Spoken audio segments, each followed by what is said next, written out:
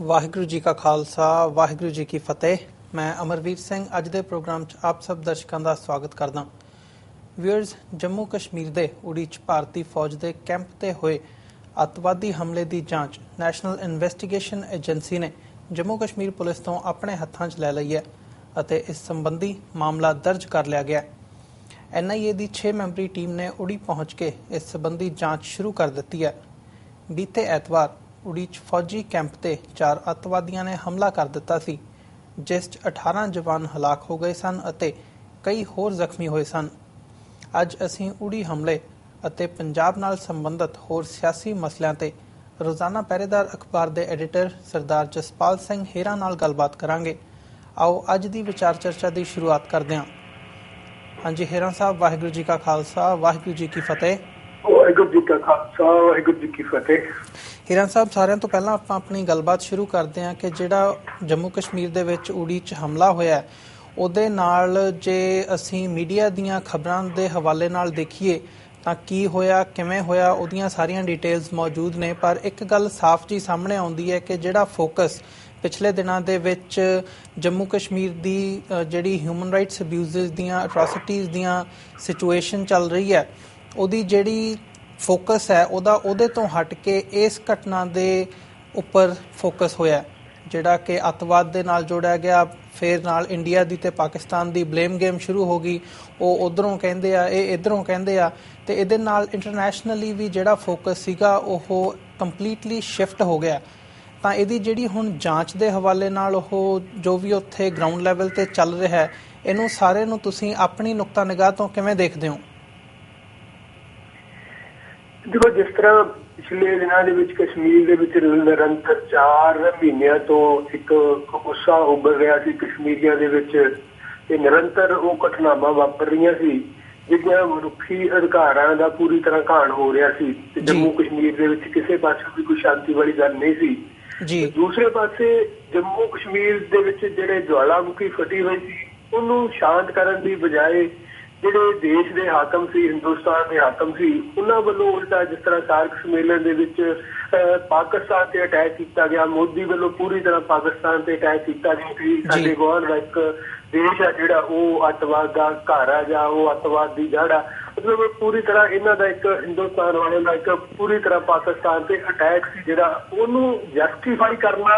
ਇਹਨਾਂ ਨੂੰ ਜ਼ਰੂਰੀ ਸੀ ਜੀ। ਸੋ ਜਦੋਂ ਤੱਕ ਉਸ ਗੱਲ ਨੂੰ ਜਸਟੀਫਾਈ ਨਹੀਂ ਸੀ ਕਰ ਸਕਦੇ, ਜਿਸ ਤਰ੍ਹਾਂ ਤੁਸੀਂ ਗੱਲ ਕੀਤੀ ਆ ਕਿ ਮੀਡੀਆ ਦੀ ਮੁਹਾਰ ਉਸ ਪਾਸੇ ਬਦਲਣੀ, ਸਮੁੱਚੇ ਵਿਸ਼ਵ ਦੇ ਵਿੱਚ ਉਸ ਤਰ੍ਹਾਂ ਦਾ ਇੱਕ ਮੈਸੇਜ ਲੈ ਕੇ ਜਾਣਾ। ਸੋ ਇਹ ਜਿਹੜਾ ਅਟੈਕ ਹੋਇਆ ਅਸੀਂ ਦੇਖਦੇ ਹਾਂ ਕਿ ਇਹ ਸਰਕਾਰਾਂ ਦੀਆਂ ਮਕਾਤ ਚਾਲਾਂ ਹਮੇਸ਼ਾ ਹੁੰਦੀਆਂ ਹੀ ਨਹੀਂ। ਪੰਜਾਬ ਦੀ ਧਰਤੀ ਤੇ ਅਸੀਂ ਦੇਖਦੇ ਹਾਂ ਕਿ ਜਦੋਂ ਕੋਈ ਸਿੱਖਾਂ ਦੀ ਆਵਾਜ਼ ਉੱਠਦੀ ਆ, ਕੋਈ ਉਹ ਆਪਣਾ ਸੰਘਰਸ਼ ਉੱਠਦਾ ਉਹਨਾਂ ਦਾ, ਉਹ ਆਪਣੇ ਹੱਕੀ ਮੰਗਾਂ ਦੇ ਵਿੱਚ, ਤੇ ਉਹਨੂੰ ਹਮੇਸ਼ਾ ਅੱਤਵਾਦ ਵੱਲ ਕਨਵਰਟ ਕਰਨ ਦੀ ਕੋਸ਼ਿਸ਼ ਕੀਤੀ ਜਾਂਦੀ ਆ। ਮਤਲਬ ਇਹ ਬਣੀ ਬਣਾਈ ਥਿਊਰੀ ਆ। ਉਸੇ ਹੀ ਥਿਊਰੀ ਦੇ ਅਨੁਸਾਰ ਮੈਨੂੰ ਲੱਗਦਾ ਕਿ ਜਿਹੜਾ ਉੜੀ ਤੇ ਅਟੈਕ ਹੋਇਆ ਜੇ ਉਹਦੀ ਕੋਈ ਗੰਭੀਰਤਾ ਨਾਲ ਕੋਈ ਨਿਰਪੱਖ ਏਜੰਸੀਆਂ ਨੇ ਜਿਹੜੀਆਂ ਵਿਸ਼ਵ ਦੀਆਂ ਉਹ ਜਾਂਚ ਕਰਨ ਤੇ ਸਾਰਾ ਸੱਚ ਆ ਜਿਹੜਾ ਉਹ ਬਿਲਕੁਲ ਸਾਹਮਣੇ ਆ ਜਾਊਗਾ। ਕਿਉਂਕਿ ਜਿਹੜਾ ਜਿਸ ਤਰ੍ਹਾਂ ਹੁਣ ਇਸ ਹਮਲੇ ਨੂੰ ਪ੍ਰਚਾਰਿਆ ਜਾ ਰਿਹਾ ਵਾ, ਪੂਰੇ ਵਿਸ਼ਵ ਦੇ ਵਿੱਚ ਪ੍ਰਚਾਰਿਆ ਜਾ ਰਿਹਾ, ਮਤਲਬ ਮੀਡੀਆ ਕਿਵੇਂ ਚਲਾ ਕੇ ਉਹ ਗੱਲ ਕਰ ਰਿਹਾ, ਕੋਈ ਇਹ ਨਵੀਆਂ ਘਟਨਾਵਾਂ ਤਾਂ ਵਾਪਰੀਆਂ ਨਹੀਂ। ਸੋ ਇਹ ਅਸੀਂ ਸਮਝ ਸਕਦੇ ਹਾਂ ਕਿ ਇਹ ਜਿਹੜਾ ਜੰਮੂ ਕਸ਼ਮੀਰ ਦੇ ਵਿੱਚ ਇਸ ਵੇਲੇ ਜਵਾਲਾਮੁਖੀ ਫਟਿਆ ਹੋਇਆ ਤੇ ਸਰਕਾਰ ਵੱਲੋਂ ਉੱਥੇ ਜਿਹੜੀ ਫੌਜ ਤਾਇਨਾਤ ਕਰਨ ਦੀ ਤਿਆਰੀ ਕੀਤੀ ਗਈ ਸੀ ਦੁਆਰਾ ਤੋਂ, ਉਹਨੂੰ ਜਸਟੀਫਾਈ ਕਰਨ ਦੇ ਲਈ ਤੇ ਪਾਕਿਸਤਾਨ ਦੇ ਵਿਰੁੱਧ ਜਿਹੜਾ ਪ੍ਰਚਾਰ ਦੀ ਮੁਹਿੰਮ ਆ ਜਿਹੜੀ ਉਹਨੂੰ ਆਪਦੀ ਜਿਹੜੀ ਮੁਹਿੰਮ ਇਹਨਾਂ ਨੇ ਚਲਾਈ ਸੀ ਉਹਨੂੰ ਸਹੀ ਸਾਬਤ ਕਰਨ ਦੇ ਲਈ ਇਹ ਜਿਹੜੀ ਘਟਨਾ ਵਾ ਮੈਨੂੰ ਲੱਗਦਾ ਕਿ ਉਹਦੀ ਇਹ ਬੁਨਿਆਦ ਹੈ ਜੀ। ਹੀਰਾਂ ਸਾਹਿਬ, ਜਦੋਂ ਤੁਸੀਂ ਇਹਨੂੰ ਬੁਨਿਆਦ ਕਿਹਾ ਉਸ ਸਾਰੇ ਪਾਰਟ ਦੀ, ਤੇ ਜਿਵੇਂ ਅਸੀਂ ਪਿਛਲੇ ਸਮੇਂ ਦੇ ਵਿੱਚ ਈਵਨ ਚਿੱਠੀ ਸਿੰਘਪੁਰਾ ਦੀ ਜਿਹੜੀ ਘਟਨਾ ਹੋਈ ਸੀ ਉਹਦੇ ਹਵਾਲੇ ਨਾਲ ਦੇਖਦੇ ਹਾਂ ਤੇ ਉਹ ਬਾਅਦ ਦੇ ਵਿੱਚ ਸਾਹਮਣੇ ਆਇਆ, ਜਿਹੜੀ ਥੋੜੀ ਬਹੁਤ ਉਹਦੀ ਜਾਂਚ ਹੋਈ ਵੀ ਕਿ ਉਹ ਏਜੰਸੀਜ਼ ਦਾ ਹੀ ਕੰਮ ਸੀਗਾ। ਹਾਲਾਂਕਿ ਫਿਰ ਉਹ ਜਾਂਚ ਵਗੈਰਾ ਠੱਪ ਹੋ ਗਈ, ਅਲਟੀਮੇਟਲੀ ਉਹਦੇ ਵਿੱਚੋਂ ਕੁਝ ਨਹੀਂ ਬਾਹਰ ਆਇਆ। ਤੇ ਜਿਹੜੀ ਇਹ ਘਟਨਾ ਹੈਗੀ ਹੈ, ਇਹ ਵੀ ਤੁਸੀਂ ਅੰਦਰ ਮਤਲਬ ਇਹਦੇ ਪਿੱਛੇ ਕਿਹਦਾ ਹੱਥ ਦੇਖਦੇ ਹੋ ਕਿ ਇਹ ਜਿਵੇਂ ਬਲੇਮ ਗੇਮ ਚੱਲ ਰਹੀ ਹੈ, ਇਹਦੇ 'ਚ ਪਾਕਿਸਤਾਨ ਦੀ ਏਜੰਸੀ ISI ਦਾ ਹੱਥ ਹੋ ਸਕਦਾ ਹੈ ਜਿਹੜੀ ਮੌਜੂਦਾ ਸਥਿਤੀ ਦੇ ਵਿੱਚ, ਜਾਂ ਇਹ ਕੋਈ ਆਪਣੇ ਵੱਲੋਂ ਹੀ ਕੀਤਾ ਹੋਇਆ ਕਾਰਾ ਹੈਗਾ? ਨਹੀਂ ਦੇਖੋ, ਤੁਸੀਂ ਆਪਾਂ ਨਿਰਪੱਖ ਤੌਰ ਤੇ ਦੇਖੀਏ ਕਿ ਜਿਸ ਤਰ੍ਹਾਂ ਉੱਥੇ ਕਿਹਾ ਗਿਆ ਕਿ 4 ਬੰਦੇ ਨੇ, ਉਹ ਜਿਸ ਤਰ੍ਹਾਂ ਉਹਨਾਂ ਨੇ 2 ਘੇਰੇ ਨੇ ਜਿਹੜੇ ਸੁਰੱਖਿਆ ਦੇ ਤੋੜੇ ਨੇ, ਉਹ ਬਿਨਾਂ ਕਿਸੇ ਮਿਲੀ ਭੁਗਤ ਤੋਂ ਸੰਭਵ ਹੀ ਨਹੀਂ ਜੀ। ਦੂਸਰੀ ਗੱਲ, ਇਸ ਵੇਲੇ ਪਾਕਿਸਤਾਨ ਨੂੰ ਇਹਨਾਂ ਨੇ ਜਿਸ ਤਰ੍ਹਾਂ ਸਾਰਕ ਸੰਮੇਲਨ ਦੇ ਵਿੱਚ ਕਟਹਿਰੇ 'ਚ ਖੜਾ ਕੀਤਾ ਹੋਇਆ ਸੀ, ਨਿਰੰਤਰ ਉਹਦੇ ਵਿਰੁੱਧ ਮਤਲਬ ਵਿਸ਼ਵ ਪੱਧਰ ਤੇ ਪ੍ਰਚਾਰ ਹੋ ਰਿਹਾ ਸੀ, ਅਮਰੀਕਾ ਉਹਦਾ ਸਾਂਝੀਦਾਰ ਬਣਿਆ ਹੋਇਆ ਸੀ, ਉਸ ਸਮੇਂ ਤੇ ਪਾਕਿਸਤਾਨ ਇਹੋ ਜਿਹੀ ਬੇਵਕੂਫੀ ਕਿਉਂ ਕਰੂਗਾ? ਸੋ ਇਹ ਬਿਲਕੁਲ ਜਿਹੜੀ ਗੱਲ ਤੁਸੀਂ ਕੀਤੀ ਹੈ ਕਿ ਚਿੱਠੀ ਸਿੰਘਪੁਰਾ ਵੱਲ ਚਲੇ ਜਾਈਏ, ਚਾਹੇ ਹੋਰ ਬਹੁਤ ਸਾਰੀਆਂ ਘਟਨਾਵਾਂ ਨੇ ਜਿਹੜੀਆਂ ਅਸੀਂ ਮਤਲਬ ਹੁਣ ਤੱਕ ਦੀਆਂ ਇਤਿਹਾਸ ਦੀਆਂ ਫਰੋਲ ਲਈਏ, ਤੇ ਮੈਂ ਮਤਲਬ ਇਹ ਗੱਲ ਦਾਅਵੇ ਨਾਲ ਕਹਿ ਸਕਦਾ ਕਿ ਇਹ ਕੰਮ ਆ ਜਿਹੜਾ ਇਹ ਹਿੰਦੁਸਤਾਨ ਦੀਆਂ ਏਜੰਸੀਆਂ ਦਾ ਜਿਹੜਾ ਆਪਣਾ ਇਹਨਾਂ ਦਾ ਦੁਰਪ੍ਰਚਾਰ ਆ ਉਹਨੂੰ ਸਹੀ ਸੇਧ ਦੇਣ ਦੇ ਲਈ ਕਰਵਾਇਆ ਗਿਆ ਧਾਰਾ ਵਾ। ਨਹੀਂ ਮਤਲਬ ਇਹ ਸੰਭਵ ਹੀ ਨਹੀਂ ਹੈ ਕਿ ਉਹ 4 ਵਿਅਕਤੀ ਨੇ ਜਿਹੜੇ ਉਹ 2 ਸੁਰੱਖਿਆ ਘੇਰਿਆਂ ਨੂੰ ਤੋੜ ਕੇ ਇਸ ਤਰ੍ਹਾਂ ਉਹਦੇ 'ਚ ਹੈੱਡਕੁਆਟਰ ਦੇ ਵਿੱਚ ਦਾਖਲ ਹੋ ਸਕਦੇ ਨੇ। ਜੀ ਹਿਰਨ ਸਾਹਿਬ, ਅਸੀਂ ਹੁਣ ਆਪਣੇ ਅਗਲੇ ਇਸ਼ੂ ਦੇ ਵੱਲ ਚੱਲਦੇ ਹਾਂ। ਅਸੀਂ ਥੋੜ੍ਹਾ ਜਿਹਾ ਹੁਣ ਪੰਜਾਬ ਦੀ ਸਿਆਸਤ ਬਾਰੇ ਗੱਲ ਕਰਦੇ ਹਾਂ। ਜਿਵੇਂ ਕਿ ਜਿਹੜੀ ਹੁਣ ਉੱਪਰੋਂ ਥੱਲੀ ਚੇਂਜਸ ਆ ਰਹੀਆਂ ਨੇਗੀਆਂ ਪੰਜਾਬ ਦੀ ਸਿਆਸਤ ਦੇ ਵਿੱਚ, ਜਿਹੜੇ ਆਮ ਆਦਮੀ ਪਾਰਟੀ ਦੇ ਸਾਬਕਾ ਕਨਵੀਨਰ ਸੀਗੇ ਪੰਜਾਬ ਦੇ ਸੁੱਚਾ ਸਿੰਘ ਛੋਟੇਪੁਰ, ਉਹਨਾਂ ਵੱਲੋਂ ਪਾਰਟੀ ਨਵੀਂ ਬਣਾਉਣ ਦਾ ਐਲਾਨ ਕੀਤਾ ਹੋਇਆ। ਹੋ ਸਕਦਾ ਹੈ ਉਹ ਅੱਜ ਦੀ ਡੇਟ ਦੇ ਵਿੱਚ ਹੀ 24 ਘੰਟਿਆਂ ਦੇ ਵਿੱਚ ਉਹਨਾਂ ਦਾ ਉਹ ਸਾਹਮਣੇ ਆ ਜਾਏ ਕਿ ਉਹਨਾਂ ਨੇ ਐਲਾਨ ਕਰ ਦੇਣਾ। ਤੇ ਨਾਲ ਹੀ ਇਹ ਗੱਲ ਵੀ ਆ ਰਹੀ ਹੈ ਕਿ ਉਹਨਾਂ ਨੇ ਜਿਹੜੀ ਨਵਜੋਤ ਸਿੰਘ ਸਿੱਧੂ ਦੀ ਪਾਰਟੀ ਹੈਗੀ ਹੈ, ਜਾਂ ਜਿਹੜਾ ਉਹਨਾਂ ਦਾ ਚੌਥਾ ਫਰੰਟ ਹੈਗਾ ਆਵਾਜ਼ੇ ਪੰਜਾਬ, ਉਹਦੇ ਨਾਲ ਅਲਾਇੰਸ ਬਣਾ ਕੇ ਪੰਜਾਬ ਦੀ ਜਿਹੜੀ 2017 ਦੀ ਚੋਣ ਮੁਹਿੰਮ ਹੈਗੀ ਹੈ ਉਹਨੂੰ ਮੁੱਖ ਰੱਖਦਿਆਂ ਉਹ ਅਗਲੀ ਪੇਸ਼ਕਦਮੀ ਕਰਨਗੇ। ਇਹਦੇ ਨਾਲ ਤੁਸੀਂ ਕੀ ਸਮਝਦੇ ਹੋ ਵੀ ਆਉਣ ਵਾਲੇ ਸਮੇਂ ਦੇ ਵਿੱਚ ਪੰਜਾਬ ਦੀ ਸਿਆਸਤ ਦੇ ਵਿੱਚ ਕੀ ਚੇਂਜ ਆ ਸਕਦੀ ਹੈ?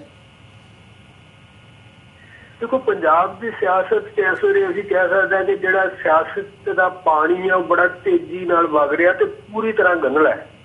ਜੀ, ਜਿਹਦੇ ਬਾਰੇ ਕੋਈ ਵੀ ਫਿਲਹਾਲ ਕੋਈ ਸਾਫ਼ ਤਸਵੀਰ ਆ ਜਿਹੜੀ ਉਹ ਸਪਸ਼ਟ ਉੱਭਰ ਕੇ ਸਾਹਮਣੇ ਨਹੀਂ ਆ ਸਕਦੀ। ਆਪ ਦਾ ਜਿਹੜਾ ਅੰਦਰੂਨੀ ਕਾਟੋ ਕਲੇਸ਼ ਆ ਉਹ ਲਗਾਤਾਰ ਮਤਲਬ ਵੱਧ ਰਿਹਾ ਵਾ, ਉਹਦੇ ਤੇ ਕੋਈ ਕਿਸੇ ਤਰ੍ਹਾਂ ਦਾ ਕਾਬੂ ਨਹੀਂ ਪੈ ਰਿਹਾ। ਜਰਨੈਲ ਸਿੰਘ ਨੂੰ ਸਹਿ ਇੰਚਾਰਜ ਲਾਇਆ, ਕੱਲ ਉਹਦੇ ਤੇ ਵੀ ਜਿਹੜੇ ਇਲਜ਼ਾਮ ਨੇ ਉਹ ਲੱਗ ਗਏ ਨੇ। ਦੂਸਰੇ ਪਾਸੇ ਫੂਲਕਾ ਸਾਹਿਬ ਅੰਦਰੋਂ ਅੰਦਰੀ ਮਤਲਬ ਜਿਹੜਾ ਜਿਸ ਤਰ੍ਹਾਂ ਉਹਨਾਂ ਦੇ ਬਿਆਨ ਆ ਰਹੇ ਨੇ, ਜਾਂ ਜਿਸ ਤਰ੍ਹਾਂ ਉਹਨਾਂ ਨੇ ਲੁਧਿਆਣਾ ਪਾਰਟੀ ਦੀ ਮੀਟਿੰਗ ਦੇ ਵਿੱਚ ਵੀ ਆਪਣੇ ਜਿਹੜੇ ਕੇਜਰੀਵਾਲ ਸਮੇਤ ਵੱਡੇ ਆਗੂ ਆ ਉਹਨਾਂ ਵਿਰੁੱਧ ਉਹਨਾਂ ਨੇ ਆਪਣਾ ਗੁੱਸਾ ਕੱਢਿਆ ਵਾ। ਉਹਦੇ ਤੋਂ ਵੀ ਲੱਗਦਾ ਕਿ ਫੂਲਕਾ ਸਾਹਿਬ ਦਾ ਜਿਹੜਾ ਉਹ ਆਪਣੇ ਵੱਲੋਂ ਕੋਈ ਨਾ ਕੋਈ ਧਮਾਕਾ ਜਿਹੜਾ ਉਹ ਵੀ ਆਉਣ ਵਾਲੇ ਦਿਨਾਂ 'ਚ ਕਰ ਸਕਦੇ ਨੇ। ਸੋ ਆਮ ਆਦਮੀ ਪਾਰਟੀ ਦਾ ਜਿਹੜਾ ਢਾਂਚਾ ਸੀ ਉਹ ਇੱਕ ਤਰ੍ਹਾਂ ਵਿਖਰਦਾ ਵਿਖਾਈ ਦੇ ਰਿਹਾ ਵਾ। ਤੇ ਦੂਸਰੇ ਪਾਸੇ ਜਿਹੜਾ ਸੁੱਚਾ ਸਿੰਘ ਛੋਟੇਪੁਰ ਵੱਲੋਂ ਐਲਾਨ ਕੀਤਾ ਜਾਣਾ ਜਾਂ ਉਹਨਾਂ ਨੇ ਚੌਥੇ ਫਰੰਟ ਨਾਲ ਅਲਾਇੰਸ ਕਰਨਾ, ਇਹ ਹਲੇ ਇਹਦੇ ਵਿੱਚ ਵੀ ਸਾਫ਼ ਨਹੀਂ ਹੈ ਕਿ ਕਿਹੜੀਆਂ ਧਿਰਾਂ ਨੇ ਜਿਹੜੀਆਂ ਉਹ ਇਸ ਫਰੰਟ ਦੇ ਵਿੱਚ ਸ਼ਾਮਲ ਹੋਣਗੀਆਂ ਜੀ। ਸੋ ਇਸ ਵੇਲੇ ਜਿਹੜੀ ਪੰਜਾਬ ਦੀ ਰਾਜਨੀਤੀ ਆ ਉਹ ਪੂਰੀ ਤਰ੍ਹਾਂ ਗੰਧਲੀ ਆ। ਇਹਦੇ ਬਾਰੇ ਹਲੇ ਫਿਲਹਾਲ ਮੈਨੂੰ ਲੱਗਦਾ ਕਿ ਦੁਸਹਿਰੇ ਤੱਕ ਕੋਈ ਭਵਿੱਖਬਾਣੀ ਕਰਨੀ ਸੰਭਵ ਨਹੀਂ। ਦੁਸਹਿਰੇ ਤੋਂ ਬਾਅਦ ਬਹੁਤ ਸਾਰੀਆਂ ਜਿਹੜਾ ਗੰਧਲਾਪਣਾ ਉਹ ਬੈਠ ਜੂਗਾ ਤੇ ਪਾਣੀ ਆ ਜਿਹੜਾ ਉਹ ਸਾਫ਼ ਹੋ ਕੇ ਨਿਕਲਿਆ, ਜਿਹਦੇ ਵਿੱਚੋਂ ਅਕਸ ਸਾਫ਼ ਦਿਖਾਈ ਦੇਣਾ ਜਿਹੜਾ ਉਹ ਸ਼ੁਰੂ ਹੋ ਜੂਗਾ ਜੀ। ਹਿਰਨ ਸਾਹਿਬ, ਤੁਸੀਂ ਆਮ ਆਦਮੀ ਪਾਰਟੀ ਦੀ ਗੱਲ ਕੀਤੀ ਹੈ। ਜਦੋਂ ਅਸੀਂ ਆਮ ਆਦਮੀ ਪਾਰਟੀ ਵੱਲ ਦੇਖਦੇ ਹਾਂ ਤਾਂ ਇਹ ਇੱਕ ਇਹੋ ਜਿਹੀ ਪਾਰਟੀ ਵਜੋਂ ਉੱਭਰੀ ਸੀਗੀ ਪੰਜਾਬ ਦੇ ਵਿੱਚ, ਜਿਹਦੇ ਵਿੱਚ ਪੰਜਾਬ ਦੇ ਲੋਕਾਂ ਨੇ ਕਾਫੀ ਵਿਸ਼ਵਾਸ ਤੇ ਇੱਕ ਆਸ ਦੀ ਕਿਰਨ ਜਤਾਈ ਸੀ। ਉਹ ਅੱਜ ਵੀ ਮੌਜੂਦ ਹੈ, ਪਰ ਕਿਤੇ ਨਾ ਕਿਤੇ ਉਹਦੇ ਵਿੱਚ ਨਿਘਾਰ ਆਇਆ, ਉਹ ਜਿਹੜਾ ਡਾਊਨਫਾਲ ਆਇਆ, ਲੋਕਾਂ ਦਾ ਵਿਸ਼ਵਾਸ ਥੋੜ੍ਹਾ ਜਿਹਾ ਆਮ ਆਦਮੀ ਪਾਰਟੀ ਤੋਂ ਥੋੜ੍ਹਾ ਜਿਹਾ ਕਿਤੇ ਨਾ ਕਿਤੇ ਥਿੜਕਦਾ ਨਜ਼ਰ ਆਉਂਦਾ। ਜਦੋਂ ਅਸੀਂ ਆਮ ਆਦਮੀ ਪਾਰਟੀ ਦੇ ਵਿੱਚ ਖਾਸ ਤੌਰ ਤੇ ਜਦੋਂ ਅਸੀਂ ਸਿੱਖੀ ਨੁਕਤਾ ਨਿਗਾਹ ਤੋਂ ਦੇਖਦੇ ਹਾਂ ਤਾਂ ਜਿਹੜੇ ਅਰਵਿੰਦ ਕੇਜਰੀਵਾਲ ਹੈਗੇ ਆ ਜਾਂ ਗੁਰਪ੍ਰੀਤ ਘੁੱਗੀ ਤੇ ਵੀ ਹਾਲ ਦੇ ਸਮੇਂ ਦੇ ਵਿੱਚ ਇਲਜ਼ਾਮ ਲੱਗੇ ਆ ਕਿ ਉਹ ਐਂਟਾਈ ਪੰਥ ਦੀ ਜਿਹੜੀ ਲਾਈਨ ਹੈਗੀ ਹੈ ਜਾਂ ਐਂਟਾਈ ਪੰਜਾਬ ਦੀ ਜਿਹੜੀ ਲਾਈਨ ਹੈਗੀ ਹੈ ਉਸ ਵੱਲ ਉਹ ਵੱਧ ਰਹੇ ਆ ਜਾਂ ਉਹਨੂੰ ਫੋਲੋ ਕਰਦੇ ਆ। ਉਸ ਬਾਰੇ ਤੁਹਾਡੇ ਕੀ ਵਿਚਾਰ ਨੇ ਜੀ? ਦੇਖੋ, ਇਹਦੇ ਵਿੱਚ ਕੋਈ ਸ਼ੱਕ ਨਹੀਂ ਕਿ ਜੇ 2014 ਚ ਪੰਜਾਬ ਦੇ ਲੋਕਾਂ ਨੇ ਆਪ ਮੁਹਾਰੇ ਮਤਲਬ ਆਪ ਦੇ 4 MP ਜਿਤਾਤੇ ਸੀ ਤੇ 2 ਤਕਰੀਬਨ ਜਿੱਤ ਦੇ ਕਿਨਾਰੇ ਪਹੁੰਚ ਗਏ ਸੀ ਜੀ। ਤੇ ਲੋਕ ਪਹਿਲੀ ਗੱਲ ਤਾਂ ਇਹ ਆ ਕਿ ਬਾਦਲਾਂ ਤੋਂ ਇੰਨੇ ਦੁਖੀ ਨੇ ਕਿ ਉਹ ਚਾਹੁੰਦੇ ਨੇ ਕਿ ਬਾਦਲਾਂ ਦਾ ਸਾਨੂੰ ਕੋਈ ਬਦਲ ਮਿਲੇ ਜੀ। ਸੋ ਉਹਨਾਂ ਨੂੰ ਆਮ ਆਦਮੀ ਪਾਰਟੀ ਚੋਂ ਇੱਕ ਆਸ ਦੀ ਕਰਨ ਜਾਗੀ ਸੀ ਕਿ ਇਹ ਇੱਕ ਨਵੀਂ ਪਾਰਟੀ ਆ ਤੇ ਇੱਕ ਸੁਧਾਰਵਾਦੀ ਪਾਰਟੀ ਆ, ਕੁਝ ਇਹਦੇ ਅਸੂਲ ਨੇ ਜਿਹੜੇ ਉਹ ਆਮ ਲੋਕਾਂ ਦੇ ਹੱਥ ਵਿੱਚ ਲੱਗਦੇ ਨੇ। ਸੋ ਇਸ ਕਾਰਨ ਲੋਕਾਂ ਦਾ ਮੁਹਾਰ ਸੀ ਜਿਹੜਾ ਉਹ ਉਸ ਵੇਲੇ ਆਮ ਆਦਮੀ ਪਾਰਟੀ ਵੱਲ ਗਿਆ। ਪਰ ਉਸ ਤੋਂ ਬਾਅਦ ਜਦੋਂ ਪੰਜਾਬ ਵਿਧਾਨ ਸਭਾ ਦੀਆਂ ਤਿਆਰੀਆਂ ਦੇ ਲਈ ਆਮ ਆਦਮੀ ਪਾਰਟੀ ਨੇ ਪੰਜਾਬ ਦੇ ਵਿੱਚ ਆਪਣਾ ਕੰਮ ਕਰਨਾ ਸ਼ੁਰੂ ਕੀਤਾ, ਜਿਹੜੇ ਬਾਹਰਲੇ ਬੰਦੇ ਜਿਹੜੇ ਪੰਜਾਬ ਤੇ ਥੋਪੇ ਗਏ ਉਹਨਾਂ ਦੇ ਕੰਮ ਕਰਨ ਦਾ ਢੰਗ, ਉਹਨਾਂ ਦੀ ਕਾਰਜਸ਼ੈਲੀ, ਉਹ ਸਾਰੇ ਕੁਝ ਨੇ ਮਤਲਬ ਇੱਕ ਤਰ੍ਹਾਂ ਮਸਲਾ ਜਿਹੜਾ ਉਹ ਪੂਰੀ ਤਰ੍ਹਾਂ ਗੜਬੜਾ ਦਿੱਤਾ। ਜਿਹੜਾ ਅਕਸ ਸੀ ਆਮ ਆਦਮੀ ਪਾਰਟੀ ਦਾ ਉਹਨੂੰ ਕਿਤੇ ਨਾ ਕਿਤੇ ਉਹਨਾਂ ਨੇ ਧੁੱਲਾ ਕਰਨ ਦੀ ਕੋਸ਼ਿਸ਼ ਕੀਤੀ। ਇੱਕ ਬਹੁਤ ਵੱਡਾ ਫਰਕ ਇਹ ਰਿਹਾ ਕਿ ਦਿੱਲੀ ਦੇ ਵਿੱਚ ਆਮ ਆਦਮੀ ਪਾਰਟੀ ਨੇ ਜਿਹੜੀ ਲੜਾਈ ਲੜੀ ਸੀ ਉਹ ਇੱਕ ਮਿਸ਼ਨ ਵਜੋਂ ਲੜੀ ਸੀ। ਲੋਕਾਂ ਨੂੰ ਇੱਕ ਚੰਗਾ ਮਿਸ਼ਨ ਜਿਹੜਾ ਉਹ ਦਿਖਾਈ ਦਿੱਤਾ ਸੀ ਪਾਰਟੀ 'ਚ। ਪਰੰਤੂ ਪੰਜਾਬ 'ਚ ਜਿਹੜੀ ਲੜਾਈ ਆਮ ਆਦਮੀ ਪਾਰਟੀ ਲੜ ਰਹੀ ਆ ਉਹ ਸਿਰਫ ਸੱਤਾ ਲਈ। ਸਾਫ਼ ਗੱਲ ਉਹੀ ਸਾਹਮਣੇ ਆ ਗਈ ਆ ਕਿ ਸਿਰਫ ਸੱਤਾ ਲਈ। ਜਿੰਨੇ ਸੱਤਾ ਦੇ ਭੁੱਖੇ ਲੋਕ ਸੀ ਉਹ ਸਾਰੇ ਆਮ ਆਦਮੀ ਪਾਰਟੀ ਦੇ ਇਰਦ ਗਿਰਦ ਇਕੱਠੇ ਹੋ ਗਏ। ਸੋ ਉਹਨਾਂ ਨੇ ਮਤਲਬ ਜਿਹੜਾ ਪੂਰਾ ਸਿਸਟਮ ਸੀ ਆਮ ਆਦਮੀ ਪਾਰਟੀ ਦਾ ਉਹਨੂੰ ਭ੍ਰਿਸ਼ਟ ਕਰਨ ਦੀ ਵੀ ਕੋਸ਼ਿਸ਼ ਕੀਤੀ ਆ, ਉਹਨੂੰ ਗੰਧਲਾ ਕਰਨ ਦੀ ਕੋਸ਼ਿਸ਼ ਵੀ ਕੀਤੀ ਆ। ਸੋ ਇਸ ਕਾਰਨ ਆਮ ਲੋਕਾਂ ਦਾ ਜਿਹੜਾ ਵਿਸ਼ਵਾਸ ਸੀ, ਭਰੋਸਾ ਸੀ, ਜਿਹੜਾ ਉਹ ਕਿਤੇ ਨਾ ਕਿਤੇ ਡੋਲਿਆ ਜ਼ਰੂਰ ਆ। ਜੀ, ਇਸ ਸਾਰੀ ਸਿਚੁਏਸ਼ਨ ਦੇ ਵਿੱਚ ਜਿਹੜੀਆਂ ਪੰਜਾਬ ਦੀਆਂ ਸਰਬੱਤ ਖਾਲਸਾ ਨਾਲ ਸੰਬੰਧਿਤ ਧਿਰਾਂ ਹੈਗੀਆਂ ਨੇਗੀਆਂ, ਪੋਲੀਟੀਕਲ ਆਰਗੇਨਾਈਜੇਸ਼ਨਸ ਹੈਗੀਆਂ ਨੇ, ਉਹਦੇ ਵਿੱਚ ਯੂਨਾਈਟਿਡ ਅਕਾਲੀ ਦਲ ਹੋ ਗਈ, ਅਕਾਲੀ ਦਲ ਅੰਮ੍ਰਿਤਸਰ ਹੋ ਗਈ, ਅਕਾਲੀ ਦਲ 1920 ਹੋ ਗਈ, ਇਹ ਜਿਹੜਾ ਸਾਰਾ ਗਰੁੱਪ ਹੈਗਾ ਇਹਦੀ ਤੁਸੀਂ ਹੋਂਦ ਪੰਜਾਬ ਦੀ ਸਿਆਸਤ ਦੇ ਵਿੱਚ ਅੱਜ ਦੀ ਡੇਟ ਦੇ ਵਿੱਚ ਕਿੱਥੇ ਖੜੀ ਦੇਖਦੇ ਹੋ? ਜਿਹੜੀਆਂ ਪੰਥਕ ਧਿਰਾਂ ਨੇ ਜੀ, ਜਦੋਂ ਤੱਕ ਇਹ ਇੱਕ ਪਲੇਟਫਾਰਮ ਤੇ ਇਕੱਠੀਆਂ ਨਹੀਂ ਹੋਣਗੀਆਂ ਉਦੋਂ ਤੱਕ ਇਹਨਾਂ ਦੀ ਕੋਈ ਹੋਂਦ ਨਹੀਂ ਹੈ ਜੀ। ਠੀਕ ਹੈ ਕਿ ਮਾਨ ਦਲ ਦੀ ਥੋੜੀ ਬਹੁਤਾ ਜਿਹੜਾ ਉਹਦਾ ਮਤਲਬ ਕੇਡਰ ਹੈਗਾ ਹਾਲੇ ਤੱਕ ਵੀ ਉਹਦਾ ਚਾਹੇ ਥੋੜਾ ਹੈ ਚਾਹੇ ਬਹੁਤਾ ਉਹ ਹੈਗਾ, ਪਰੰਤੂ ਦੂਜੀਆਂ ਧਿਰਾਂ ਨੇ ਜਿਹੜੀਆਂ ਉਹਨਾਂ ਦਾ ਉਸ ਰੂਪ ਦੇ ਵਿੱਚ ਪੰਜਾਬ ਦੇ ਵਿੱਚ ਨਾ ਕੋਈ ਹੋਂਦ ਆ, ਨਾ ਕੋਈ ਉਹਨਾਂ ਦਾ ਉਸ ਰੂਪ ਦੇ ਵਿੱਚ ਸੰਗਠਨ ਆ। ਦੂਸਰਾ ਇਹ ਹੈ ਕਿ ਇੱਕ ਮਤਲਬ ਪ੍ਰਭਾਵ ਆ ਲੋਕਾਂ ਦੇ ਮਨਾਂ ਤੇ ਕਿ ਇਹ ਇਕੱਠੇ ਨਹੀਂ ਹੁੰਦੇ। ਸੋ ਜਦੋਂ ਤੱਕ ਉਸ ਪ੍ਰਭਾਵ ਨੂੰ ਸਹੀ ਰੂਪ ਨਹੀਂ ਦਿੱਤਾ ਜਾਂਦਾ, ਜੋ ਲੋਕ ਚਾਹੁੰਦੇ ਨੇ ਕਿ ਇਹ ਸਾਰੀਆਂ ਪੰਥਕ ਧਿਰਾਂ ਨੇ ਇਹ ਇੱਕ ਪਲੇਟਫਾਰਮ ਤੇ ਇਕੱਠੀਆਂ ਹੋਣ, ਖਾਸ ਕਰਕੇ ਸ਼੍ਰੀ ਗੁਰੂ ਗ੍ਰੰਥ ਸਾਹਿਬ ਮਹਾਰਾਜ ਦੀ ਜਿਹੜੀ ਬੇਅਦਬੀ ਹੋਈ ਆ ਉਹ ਅੱਜ ਵੀ ਹਰ ਸਿੱਖ ਦੇ ਮਨ ਦੇ ਵਿੱਚ ਰੜਕਦੀ ਆ। ਉਹ ਕਿਸੇ ਦੇ ਮਨ ਚੋਂ ਉਹ ਭਾਵਨਾ ਜਿਹੜੀ ਉਹ ਗਈ ਨਹੀਂ। ਪਰੰਤੂ ਦੁੱਖ ਇਹ ਹੈ ਕਿ ਉਸ ਭਾਵਨਾ ਵਾਲੇ ਪਾਸੇ ਪੰਥਕ ਧਿਰਾਂ ਵੀ ਤੁਰਦੀਆਂ ਨਹੀਂ ਦਿਖਾਈ ਦਿੰਦੀਆਂ ਤੇ ਲੋਕ ਨੇ ਜਿਹੜੇ ਉਹ ਹਾਲੇ ਇਹਨਾਂ ਤੋਂ ਮਤਲਬ ਜਿਹੜੀ ਬਾਦਲ ਸਰਕਾਰ ਦਾ ਸਮਾਂ ਰਹਿੰਦਾ ਉਸ ਦੇ ਕਰਕੇ ਡਰੇ ਹੋਏ ਨੇ। ਸੋ ਇਹ ਜਿਹੜੀ ਭਾਵਨਾ ਵਾ ਮਨਾਂ ਦੇ ਅੰਦਰ ਦੇ ਵਿੱਚ ਜੇ ਇਹਨੂੰ ਕੋਈ ਜਗਾਉਣ ਵਾਲਾ ਪੈਦਾ ਹੋ ਜਾਵੇ ਤੇ ਪੰਜਾਬ ਦੀ ਸਿਆਸਤ ਇੱਕਦਮ ਅਸੀਂ ਮਤਲਬ ਹੈਰਾਨੀਜਨਕ ਉਹਦੇ ਵਿੱਚ ਤਬਦੀਲੀ ਵੀ ਆ ਸਕਦੀ ਆ। ਮੈਨੂੰ ਇਸ ਗੱਲ ਦਾ ਮਤਲਬ ਕਿਤੇ ਨਾ ਕਿਤੇ ਜ਼ਰੂਰ ਮਤਲਬ ਮੇਰੇ ਮਨ 'ਚ ਇਸ ਗੱਲ ਦੀ ਸੰਭਾਵਨਾ ਵਾ ਜਿਹੜੀ ਉਹ ਬਣੀ ਹੋਈ ਆ। ਜੀ ਹੇਰਾ ਸਾਹਿਬ, ਅਸੀਂ ਗੁਰੂ ਗ੍ਰੰਥ ਸਾਹਿਬ ਦੀ ਹਵਾਲੇ ਨਾਲ ਤੁਸੀਂ ਗੱਲ ਕੀਤੀ ਹੈ ਵੀ ਬੇਅਦਬੀ ਦੀਆਂ ਘਟਨਾਵਾਂ ਹੋਈਆਂ ਨੇ ਤੇ ਕੌਮ ਦੇ ਵਿੱਚ ਰੋਸ ਵੀ ਜਾਗਿਆ। ਜਦੋਂ ਅਸੀਂ ਪਿਛਲਾ ਸਰਬੱਤ ਖਾਲਸਾ ਦੇਖਦੇ ਹਾਂ 2015 ਦਾ, ਉਹਦੇ ਵਿੱਚ ਲੋਕਾਂ ਦੇ ਵਿੱਚ, ਪੰਜਾਬ ਦੇ ਸਿੱਖਾਂ ਦੇ ਵਿੱਚ ਇੱਕ ਬਹੁਤ ਚੰਗਾ ਉਭਾਰ ਦੇਖਣ ਨੂੰ ਮਿਲਿਆ ਸੀਗਾ, ਬੜੀਆਂ ਭਾਵਨਾਵਾਂ ਜੁੜੀਆਂ ਹੋਈਆਂ ਸੀ। ਪਰ ਕੀ ਕਾਰਨ ਸਮਝਦੇ ਹੋ ਕਿ ਜਿਹੜਾ ਉਹ ਉਭਾਰ ਹੈ ਜਾਂ ਜੋ ਲੋਕਾਂ ਦੀਆਂ ਉਹ ਭਾਵਨਾਵਾਂ ਨੇ ਉਹਨੂੰ ਜਿਹੜੀਆਂ ਸਿਆਸੀ ਜਥੇਬੰਦੀਆਂ ਹੈਗੀਆਂ ਨੇ ਉਹ ਇੱਕ ਪੋਲੀਟੀਕਲ ਈਡੀਅਮ ਦੇ ਵਿੱਚ ਕਨਵਰਟ ਕਰਨ ਦੇ ਵਿੱਚ ਨਾਕਾਮਯਾਬ ਰਹੀਆਂ ਨੇ? ਦੇਖੋ, ਉਹ ਜਿਹੜਾ ਸਰਬੱਤ ਖਾਲਸੇ ਦਾ ਇਕੱਠ ਸੀ ਉਹ ਗੁਰੂ ਤੇ ਸਿੱਖ ਦੀ ਸ਼ਰਧਾ ਦਾ ਪ੍ਰਤੀਕ ਸੀ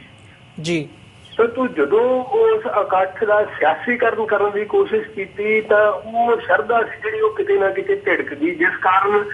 ਸਰਬੱਤ ਖਾਲਸੇ ਦਾ ਜਿਹੜਾ ਪ੍ਰਭਾਵ ਸੀ ਉਹਦਾ ਕੋਈ ਲਾਹਾ ਜਿਹੜਾ ਨਹੀਂ ਲਿਆ ਗਿਆ ਜੀ। ਸੋ ਮੈਂ ਜਿਹੜੀ ਗੱਲ ਕੀਤੀ ਕਿ ਅੱਜ ਵੀ ਮਤਲਬ ਹਰ ਸਿੱਖ ਦੇ ਮਨ ਦੇ ਵਿੱਚ ਜਿਹੜੇ ਗੁਰੂ ਦੀ ਨਿਰੰਤਰ ਬੇਅਦਬੀ ਹੋ ਰਹੀ ਆ ਉਹਦੀ ਜਿਹੜੀ ਉਹਦੇ ਅੰਦਰ ਉਹਦੇ ਜਵਾਲਾਮੁਖੀ ਵਾਂਗੂ ਇੱਕ ਧੜਕਦਾ ਵਾ, ਉਹਦਾ ਦੁੱਖ ਉਹਦੇ ਮਨ ਦੇ ਵਿੱਚ ਜਿਹੜਾ ਉਹ ਬਾਦਲਾਂ ਤੋਂ ਬਦਲਾ ਲੈਣਾ ਚਾਹੁੰਦਾ ਇਸ ਗੱਲ ਦਾ ਕਿ ਉਹਨਾਂ ਨੇ ਮਤਲਬ ਜਿਹੜਾ ਸਭ ਤੋਂ ਮਾੜਾ ਕੰਮ ਜੇ ਅੱਜ ਜੇ ਕੋਈ ਕਿਸੇ ਤੋਂ ਪੁੱਛੇ ਕਿ ਬਾਦਲਾਂ ਦਾ ਸਭ ਤੋਂ ਮਾੜਾ ਕੰਮ ਕੀ ਆ ਤਾਂ ਬਿਨਾਂ ਸੋਚੇ ਸਮਝੇ ਹਰ ਨਿੱਕੇ ਤੋਂ ਲੈ ਕੇ ਬਜ਼ੁਰਗ ਤੱਕ ਸਿੱਖ ਜਵਾਬ ਦੇਊਗਾ ਕਿ ਉਹਨਾਂ ਨੇ ਸਭ ਤੋਂ ਮਾੜਾ ਕੰਮ ਆ ਜਿਹੜਾ ਗੁਰੂ ਸਾਹਿਬ ਦੀ ਬੇਅਦਬੀ ਆਇਆ। ਸੋ ਇਹ ਅੱਜ ਹਰ ਸਿੱਖ ਦੇ ਮਨ 'ਚ ਉਹ ਭਾਵਨਾ ਹੈਗੀ ਆ। ਪਰੰਤੂ ਜਿਹੜੀਆਂ ਪੰਥਕ ਜਥੇਬੰਦੀਆਂ ਸੀ ਜਾਂ ਉਹ ਇੱਕ ਸਰਕਾਰ ਵਜੋਂ ਹੋਦਾ ਜਿੱਤ ਕੇ ਅੰਦਰੋਂ ਹਾਰੀਆਂ ਵਾਲੀ ਗੱਲ ਆ, ਅੱਜ ਹਰ ਸਿੱਖ ਇਸ ਗੱਲ ਤੋਂ ਨਿਰਾਸ਼ ਆ ਔਰ ਚਾਹੁੰਦਾ ਹੈ ਕਿ ਇਸ ਗੱਲ ਦਾ ਬਦਲਾ ਜਿਹੜਾ ਉਹ ਜ਼ਰੂਰ ਬਾਦਲਾਂ ਤੋਂ ਲਿਆ ਜਾਵੇ ਕਿ ਜਿਹੜਾ ਉਹਨਾਂ ਨੇ ਗੁਰੂ ਸਾਹਿਬ ਦੀ ਬੇਅਦਬੀ ਕੀਤੀ ਆ। ਹੁਣ ਉਸ ਦਿਸ਼ਾ ਵੱਲ ਮੋੜਨਾ ਇਹ ਮਤਲਬ ਪੰਥਕ ਜਥੇਬੰਦੀਆਂ ਨੇ ਉਹ ਹੁਣ ਤੱਕ ਇਸ ਗੱਲ 'ਚ ਪੂਰੀ ਤਰ੍ਹਾਂ ਫੇਲ ਨੇ ਜੀ। ਹੀਰਾ ਸਾਹਿਬ, ਤੁਸੀਂ ਮੈਂਸ਼ਨ ਕੀਤਾ ਵੀ ਜਿਹੜੀ ਉਹ ਭਾਵਨਾਵਾਂ ਸੀਗੀਆਂ ਜਾਂ ਜਿਹੜਾ ਸਰਬੱਤ ਖਾਲਸਾ ਦਾ ਪ੍ਰਭਾਵ ਸੀ ਉਹਦਾ ਜਦੋਂ ਸਿਆਸੀਕਰਨ ਕਰਨ ਦੀ ਕੋਸ਼ਿਸ਼ ਕੀਤੀ ਤਾਂ ਨਾਕਾਮਯਾਬੀ ਉੱਥੇ ਆਈ ਹੈ। ਤੇ ਇਹਦੇ ਵਿੱਚੋਂ ਇੱਕ ਸਵਾਲ ਨਿਕਲਦਾ ਹੈ ਕਿ ਜਿਹੜੀ ਸਿਆਸਤ ਹੈ, ਮਤਲਬ ਜਿਹੜੀਆਂ ਪੰਥਕ ਮਸਲੇ ਹੈਗੇ ਆ, ਕਿ ਉਹਨਾਂ ਨੂੰ ਵੱਖ ਕਰਕੇ ਰੱਖਿਆ ਜਾਣਾ ਚਾਹੀਦਾ ਹੈ, ਵੱਖ ਕਰਕੇ ਦੇਖਿਆ ਜਾਣਾ ਚਾਹੀਦਾ ਹੈ, ਤੇ ਉਹਨਾਂ ਦੇ ਨਾਲ ਜਿਹੜੀ ਡੀਲਿੰਗ ਹੈ ਉਹ ਵੀ ਉਸ ਹਿਸਾਬ ਨਾਲ ਹੋਣੀ ਚਾਹੀਦੀ ਹੈ ਵੀ ਜਿਹੜੀਆਂ ਹੁਣ ਪੰਥਕ ਧਿਰਾਂ ਹੈਗੀਆਂ ਨੇ ਜਾਂ ਜਿਨ੍ਹਾਂ ਨੇ ਅੱਗੇ ਲੱਗ ਕੇ ਇਸ ਸਾਰੇ ਇਸ਼ੂ ਦੇ ਉੱਪਰ ਕੰਮ ਕੀਤਾ, ਚਾਹੇ ਉਹ ਆਪਣੇ ਰਣਜੀਤ ਸਿੰਘ ਢੱਡਰੀਆਂ ਵਾਲੇ ਹੋ ਗਏ ਜਾਂ ਉਹ ਗਰੁੱਪ ਹੋ ਗਿਆ ਜਾਂ ਜਿਹੜੀਆਂ ਸਿਆਸੀ ਜਥੇਬੰਦੀਆਂ ਹੈਗੀਆਂ ਨੇ ਉਹ ਹੋ ਗਏ, ਵੀ ਇਹਨਾਂ ਨੂੰ ਇਕੱਠਿਆਂ ਹੋ ਕੇ ਇਕੱਲਾ ਜਿਹੜਾ ਆਪਣਾ ਫੋਕਸ ਹੈ ਇਹ ਉਧਰ ਨੂੰ ਹੀ ਰੱਖਣਾ ਚਾਹੀਦਾ ਹੈ। ਕੀ ਇਹ ਜਿਹੜੀ ਸਿਆਸਤ ਦੇ ਵੱਲ ਆਪਣਾ ਫੋਕਸ ਸ਼ਿਫਟ ਕਰਕੇ ਗਲਤੀ ਕਰ ਰਹੇ ਨੇ? ਦੇਖੋ, ਇਹ ਬਿਲਕੁਲ ਸਾਫ਼ ਆ ਗੱਲ, ਭਾਵੇਂ ਕਿ ਮੀਰੀ ਪੀਰੀ ਦਾ ਸਿਧਾਂਤ ਆ ਸਾਡੇ ਕੋਲ, ਪਰੰਤੂ ਮੀਰੀ ਪੀਰੀ ਦੇ ਸਿਧਾਂਤ 'ਚ ਧਰਮ ਆ ਜਿਹੜਾ ਉਹ ਸਿਆਸਤ ਦਾ ਕੁੰਡਾ ਹੈ ਜੀ। ਜਦੋਂ ਤੱਕ ਧਰਮ ਸਿਆਸਤ ਦਾ ਕੁੰਡਾ ਨਹੀਂ ਰਹਿੰਦਾ, ਸਿਆਸਤ ਧਰਮ ਤੇ ਭਾਰੂ ਹੋ ਜਾਂਦੀ ਆ, ਉਦੋਂ ਫਿਰ ਜਿਹੜਾ ਵੀ ਅਸੀਂ ਕੋਈ ਧਾਰਮਿਕ ਇਸ਼ੂ ਨੂੰ ਲੈ ਕੇ ਕੋਈ ਸੰਘਰਸ਼ ਕਰਦੇ ਆ ਤੇ ਉਹ ਕੁਦਰਤੀ ਗੱਲ ਆ ਕਿ ਉਹ ਰਾਜਨੀਤੀ ਦੀ ਭੇਟ ਚੜ ਜਾਂਦਾ। ਉਹ ਬਿਲਕੁਲ ਸਾਡੇ ਸਾਥ ਸਰਬੱਤ ਖਾਲਸਾ ਵਾਲਾ ਪੂਰੀ ਤਰ੍ਹਾਂ ਭਾਵੇਂ ਕਿ ਅਸੀਂ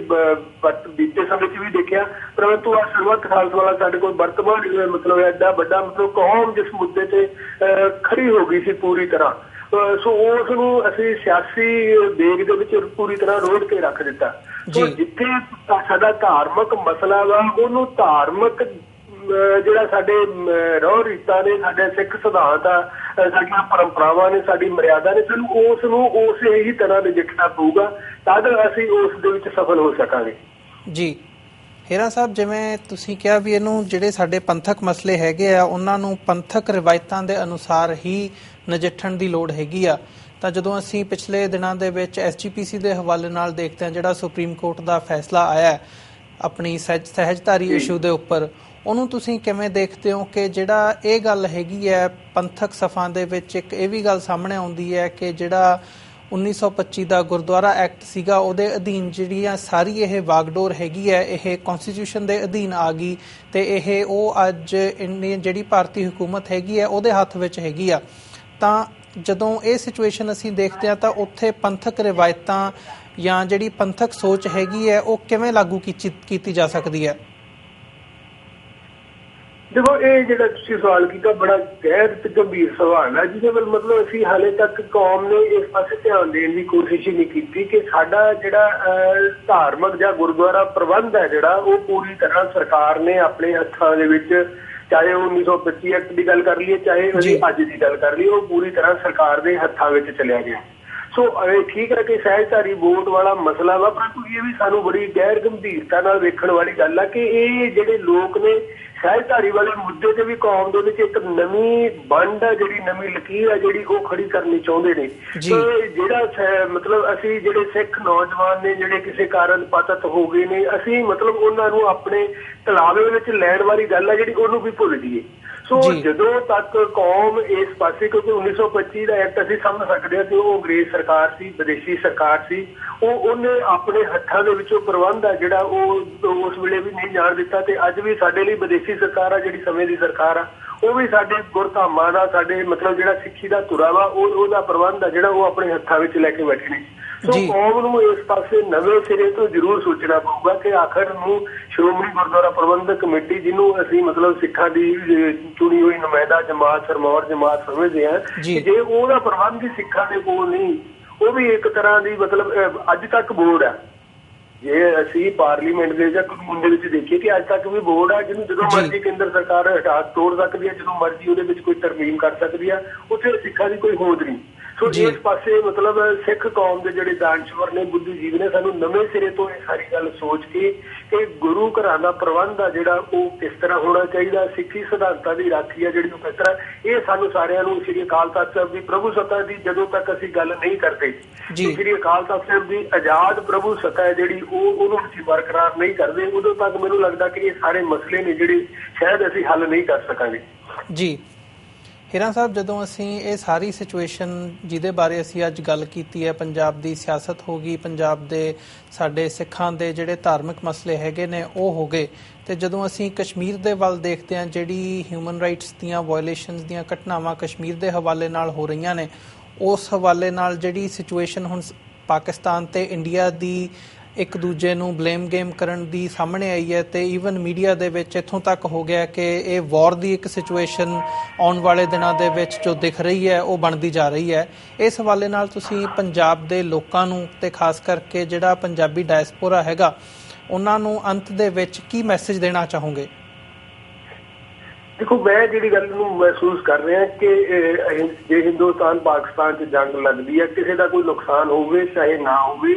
ਜਿਹੜੀਆਂ ਹਿੰਦੂਵਾਦੀ ਤਾਕਤਾਂ ਦਾ ਏਜੰਡਾ ਹੈ ਹੁਣ ਤੱਕ ਦਾ ਕਿ ਅਸੀਂ ਸਿੱਖੀ ਦੀ ਹੋਂਦ ਖਤਮ ਕਰਨੀ ਹੈ, ਤਾਂ ਪੰਜਾਬ ਦਾ ਜਿਹੜਾ ਸਫਾਇਆ ਉਹ ਇਸ ਜੰਗ 'ਚ ਬਹਾਨੇ ਨਾਲ ਜ਼ਰੂਰ ਕਰ ਦਿੱਤਾ ਜਾਊਗਾ। ਇਸ ਗੱਲ ਵੱਲ ਸਾਨੂੰ ਸਮੁੱਚੇ ਸਿੱਖਾਂ ਨੂੰ ਹੁਣੇ ਤੋਂ ਜਾਗਣਾ ਪਊਗਾ। ਪੂਰੇ ਵਿਸ਼ਵ ਦੇ ਵਿੱਚ ਇਸ ਗੱਲ ਨੂੰ ਸਾਨੂੰ ਲੈ ਕੇ ਜਾਣਾ ਪਊਗਾ ਕਿ ਸਭ ਤੋਂ ਵੱਧ ਜਿਹੜੀ ਭਿਆਨਕ ਸਥਿਤੀ ਆ ਉਹ ਸਿੱਖਾਂ ਦੇ ਲਈ ਬਣਨ ਵਾਲੀ ਹੈ ਜੇ ਇਹ ਜਿਸ ਪਾਸੇ ਇਹ ਦੋਨੇ ਧਿਰਾਂ ਨੇ ਜਿਹੜੀਆਂ ਤੁਰ ਰਹੀਆਂ ਨੇ। ਤੇ ਅਸੀਂ ਜਿਸ ਦਿਨ ਮੋਦੀ ਨੇ ਆਪਣਾ 2014 ਦੇ ਵਿੱਚ ਸੱਤਾ ਸੰਭਾਲੀ ਸੀ, ਉਸ ਦਿਨ ਵੀ